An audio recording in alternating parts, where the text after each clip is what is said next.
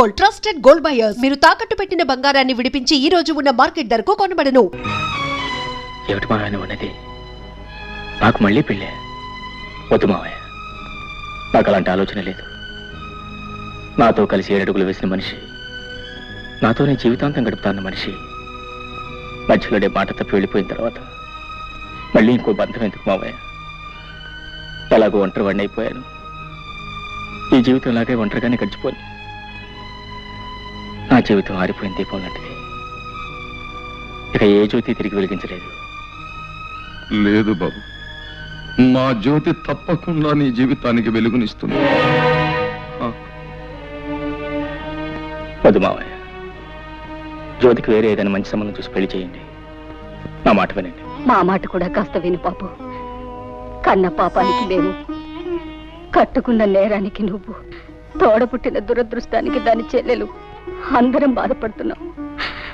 అది గడప దాటిన క్షణం నుంచి నీ మావయ్య కానీ నేను కానీ కంటి నిండా నిద్రపోయామా, కడుపు నిండా తిండి తిన్నామా? ఒక్కళ్ళ మొహాల్లోనైనా కనీసం చిరునవ్వు కనిపించిందా? ఎవరికీ మనశ్శాంతి లేకుండా ఎంతకాలం ఇలా? అది పెట్టిన చిచ్చు కన్నీళ్లతో ఆరిపోయేది కాదు బాబు. నా మాట విను.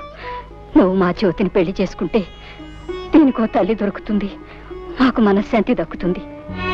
అల్లుడు, నువ్వెవరివో ఎక్కడ వాడివో అయితే ఇలా అడగడానికి నాకు నోరు వచ్చేదే కాదు. కానీ మేనల్లుడుగా రక్త సంబంధం ఉన్న మనిషిగా అడుగుతున్నాను. కాదను. మావయ్య, నువ్వు చిన్నవాడివి, ప్రార్థించకూడదు. నేను పెద్దవాడిని, ప్రాధేయపడకూడదు. కానీ ఇప్పుడు ఆ రెండు చేస్తున్నాను. ఇవి చేతులు కావలుడు. మావయ్య, అలాగే మీ ఇష్టం వచ్చినట్టు కానివ్వండి.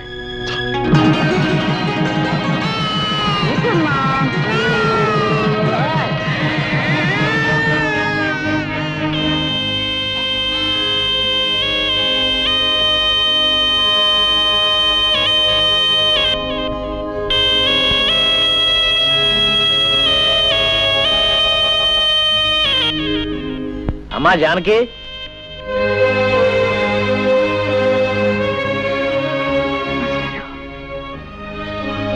ఏమ్మా కులాసయ్యనా? తాలూకా ఆఫీసులో పనుండి వచ్చాను. ఏదో నువ్వు ఇక్కడ ఉంటున్నావు కదా, ఓసారి చూసి పెడదామని వచ్చాను.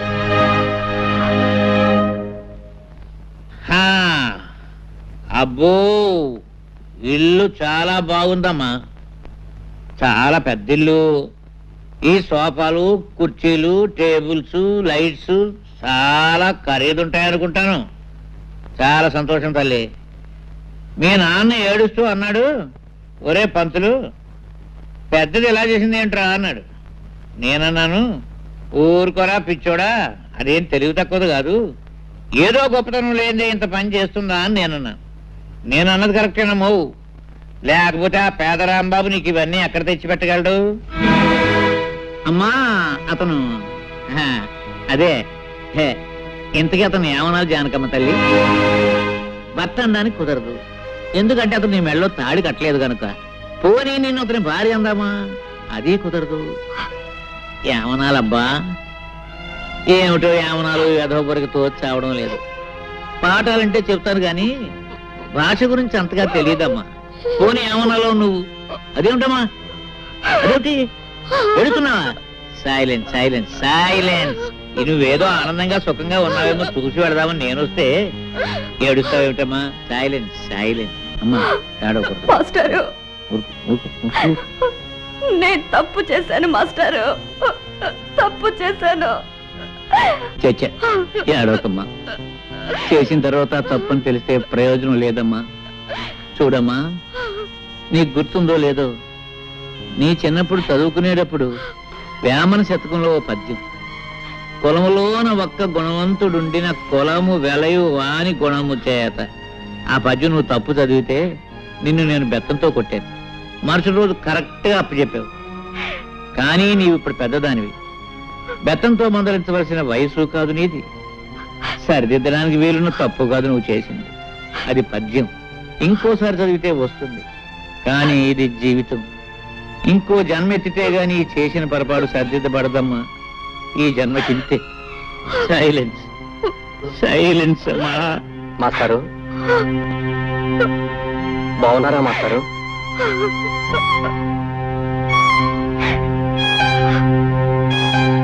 ఎవరు మురళీ బాబా? చాలా కాలం అయిందా నిన్ను చూసి. చాలా సంతోషం బాబు. నీలో బాగా మార్పు వచ్చేసిందే. నీకు గుర్తుందా, చిన్నప్పుడు నువ్వు చదువుకునేటప్పుడు నేను ఇచ్చిన పాఠాలు నువ్వు గడగడ అప్పచెప్పేస్తుంటే మా మురళీబాబు చాలా తెలివిగలవాడు, బాగా చదివేసి పెద్ద పెద్ద ఉద్యోగాలు సంపాదించేసి కలెక్టర్ ఉద్యోగాలు అవి చేసేసి మా ఊరికి పెద్ద పేరు తీసుకొస్తాడని నేను అందరికీ చెప్తుండేవాడిని. కానీ బాబు, మన ఊరి పేరు, పరువు, ప్రతిష్ట ఇలా బజారు పాలు చేస్తావని అనుకోలేదయ్యా. మాస్టారు అర్థమైంది మాస్టారు, మీరేమంటున్నారో అర్థమైంది. చూడండి, మేమేదో కాని పని చేశామనో చేయకూడని పని చేశామనో మీరందరూ అనుకోవటంలో తప్పు లేదు. కానీ ఒక్క విషయం ఆలోచించండి, ఆమెకు తన భర్తతో సుఖం లేదు. ఆమె లేకుండా నేను బ్రతకలేను. అందుకే అర్థం లేని ఈ కట్టుబాట్లని కాదనుకొని మేమిద్దరం కలిసి ఒక నిర్ణయానికి వచ్చి ఈ పని చేశాం. మేం చేసిన దాంట్లో తప్పే ఉంది. ఏమిటి బాబు, నువ్వు చేసిన దాంట్లో తప్పేమీ లేదంటావా?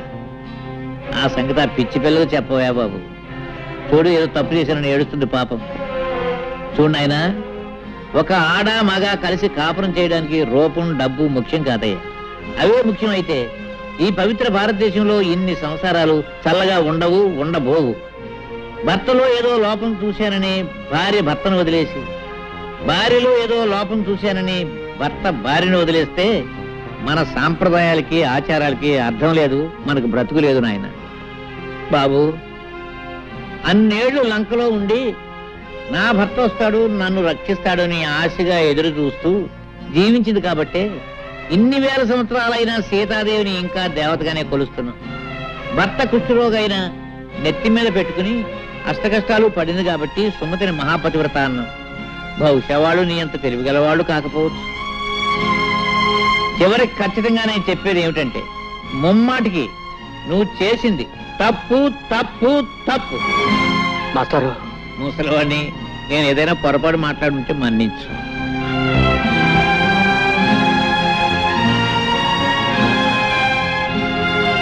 వస్తానమ్మా.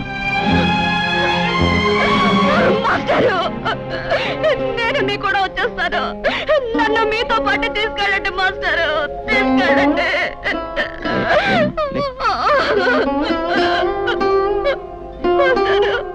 ఏమిటమ్మా, ఏమిటి పిచ్చి తల్లి?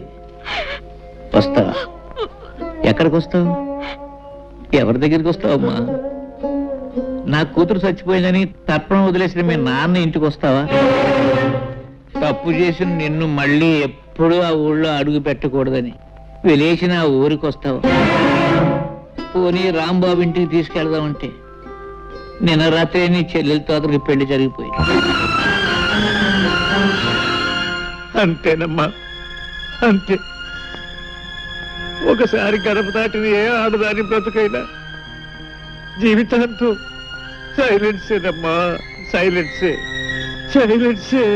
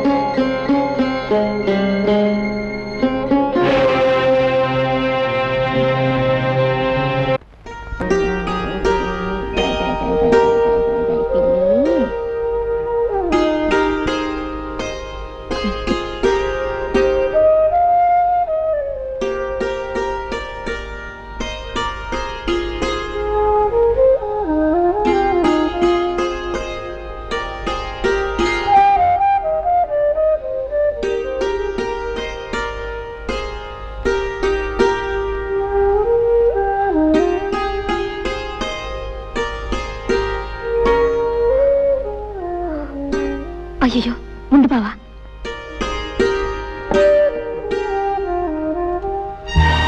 ఈ గదిలో ఒక్కగానే ఉంది, ఒక ఫ్యాన్ కొనుక్కోవచ్చుగా.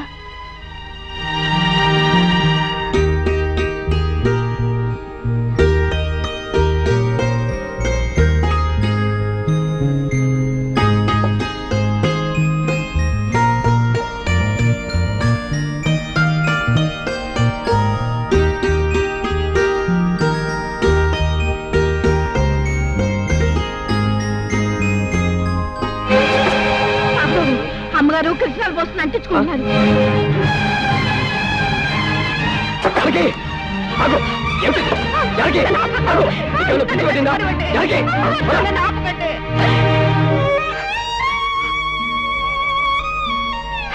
అయిన వాళ్ళందరినీ కాదనుకొని నాతో వచ్చింది చచ్చిపోవటానికి ఆ జానకి. కాదు, కానీ గడప దాటినాడే నేను చచ్చిన దాంతో సమానమని తెలుసుకోలేకపోయాను. అసలు అసలు తప్పంతా నాది చిన్నబాబు. జరిగింది తప్పే అయితే అందులో ఇద్దరికీ సమానమైన బాధ్యత ఉంది. నాతో రమ్మనమని అడగటం నా తప్పైతే రావటం నీ తప్పు. నా కూడా రావటానికి నీకున్న ధైర్యం నాతో జీవితం పంచుకోవటానికి లేకపోయింది. జానకి, ఇప్పుడు నువ్వు చచ్చిపోతే నిన్ను లేవ తీసుకొచ్చానన్న చెడ్డ పేరుతో పాటు నీ చావుకు కారణమయ్యానన్న అపకీర్తి కూడా నాకు వచ్చేది. ఇప్పుడు నీ మనసు నాకు పూర్తిగా అర్థమైంది. నువ్వు నాతో కలిసి జీవించలేవు. అందుకే నువ్వు తిరిగి మనూరు వెళ్ళిపో. ఎక్కడికి వెళ్ళను, ఎవరింటికి వెళ్ళను. ఎవరింటికి వెళ్ళక్కర్లేదు జానకి. ఊరు బయట ఉన్న తోటలో నాకు చిన్న ఇల్లు ఉంది. అందులో నువ్వు సుఖంగా ఉండటానికి అన్ని ఏర్పాట్లు చేస్తాను. నీ వాళ్ళెవరో నీతో మాట్లాడకపోయినా కనీసం కళ్ళెదురుగా అయినా కనిపిస్తారు.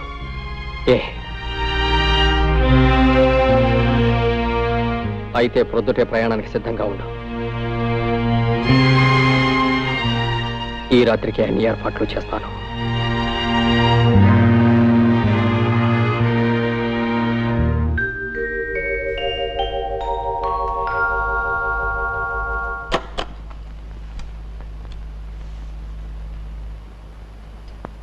నేను వెళ్తున్నా చిన్నబాబు,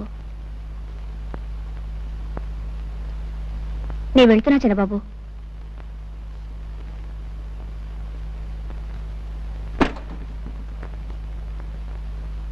చిన్నబాబు, చిన్నబాబు,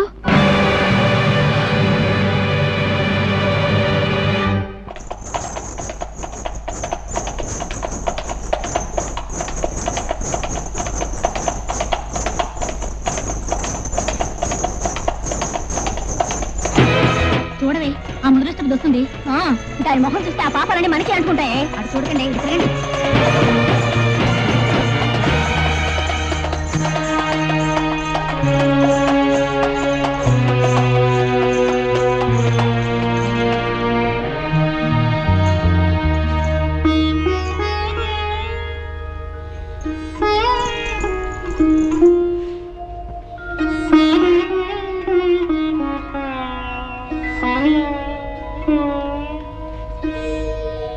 ఆవిడ గారు వచ్చిందట, తెలిసిందా? ఎవరావిడే? పెద్ద తెలియనట్టు అడుగుతావే. అదే ఆ జ్యేష్ఠాలమ్మ. మళ్ళీ తగలడిందటగా. చేస్తాలమ్మా, ఆ పేరు ఇప్పుడు వినలేదే. ఇదిగో, ఇలాంటి సమాధానాలు చెప్తే నాకు ఒళ్ళు మండుకొస్తుంది. చిచ్చి, మళ్ళీ ఊరు రావడానికి మనసు ఎలా ఒప్పిందో. అంత సిగ్గుమాల పనిచేసిన తర్వాత కూడా. రామరామ.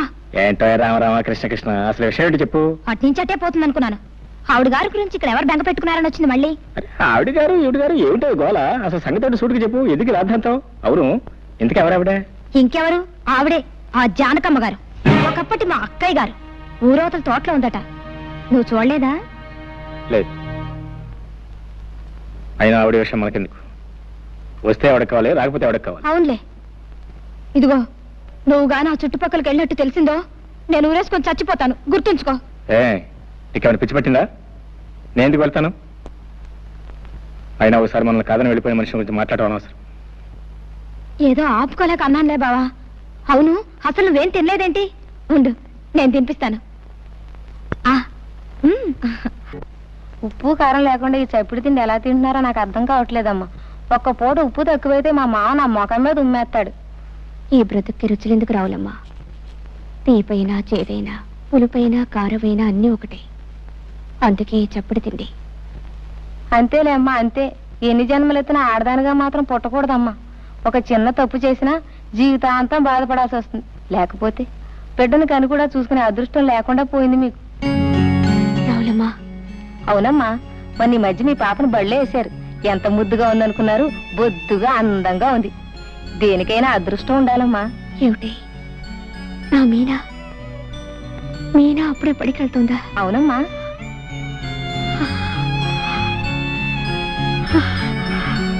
And for more videos, Please subscribe to iDream. Please subscribe to iDream. Please subscribe iDream. And please subscribe to iDream. For more videos, subscribe to iDream. Please like, share and subscribe to the channel. Congratulations, iDream. Subscribe to iDream. Subscribe to iDream. So subscribe to iDream Media. iDream ki iDream team andarki huge congratulations. Please subscribe iDream Media. Please subscribe to iDream. Subscribe iDream. Please subscribe to iDream. iDream అంటే నా కళల ఛానల్ను subscribe చేసుకున్న నోరు తిరుగుతలేదు, మీరైతే గంట గుర్తు కొట్టండి. For more such videos, please subscribe to iDream. Subscribe to iDream. Please subscribe to iDream. Please subscribe iDream media. Please do subscribe to iDream. Please subscribe to iDream Media. For best entertainment and information, please subscribe iDream. And don't forget to subscribe to iDream.